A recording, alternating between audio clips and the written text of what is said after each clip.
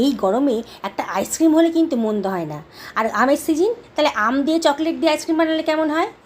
আমের পাল্পটা দিয়ে দিলাম একটা মিক্সার গ্রাইন্ডারের ভেতরে। তার মধ্যে দিয়ে দিলাম 3 টেবিল চামচ মতো চিনি।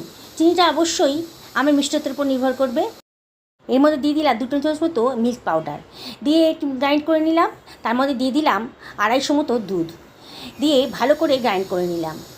একটা চকলেটকে গরম জলের উপরে বসিয়ে মেল্ট করে নিলাম।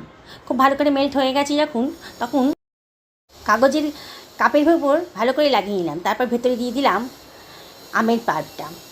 এবারে অ্যালুমিনিয়াম ফয়েলে জুড়িয়ে ওপর থেকে একটু কাঠ লাগিয়ে কাঠি দিয়ে দিলাম। 7 থেকে 8 ঘন্টা ডিপ ফ্রিজে রেখে দিলাম।